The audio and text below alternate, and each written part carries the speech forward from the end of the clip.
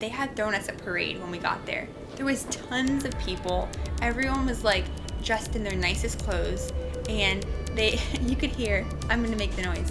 You could hear, it's a lot louder than that, and I was like, what is that? Like, I thought it was like some wild animal. And it was just them. That's the noise they make when they're really excited. And they also go,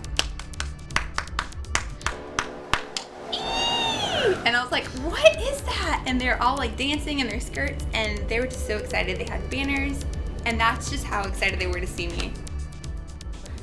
Imagine a baby strapped on your back, and then you have a teenager, maybe like 12, and then you have 2 little kids, and you have to get water for the entire day, and your husband to cook.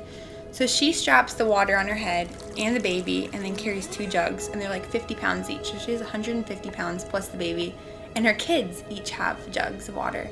And so I was like, I want to be strong like them. I just thought of like the colors of Africa. And of course, if you're on Pinterest, you're like, Pinterest Uganda, and like there's colors and everything. That's not what it's like. But so you get that in your mind. And then you just kind of like get attached to the idea of being somewhere totally different. And so I was just thinking of like something totally new. And of course the music and the color was there, but it was kind of drowned by like other things that took me more. All the kids there, their feet are so dirty. The dirt was like this thick on their feet because they don't have showers, they don't have like shoes or anything. So one time we're all hanging out. I called them my afternoon club because there was at noon or about 1:30 there would be 15 kids at my door waiting for me.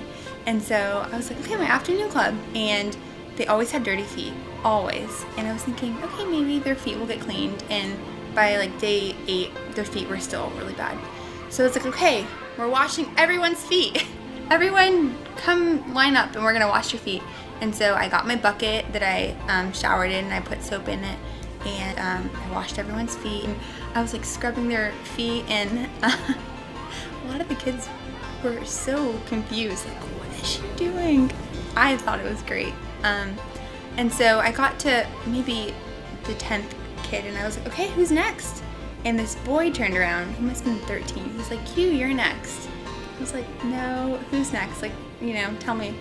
And he's like, no, you're next. And so I was like so humbled at this point. And so he washed my feet, and he spent like 20 minutes, and he just like it was really beautiful. And to me, that was like, I was crying because that's just like such an act of service. Like, I came to like serve them, and they're serving me. So that was really special for me. And they kept their feet really clean after that. They wanted to make sure like they kept them clean. So that made an impact on me.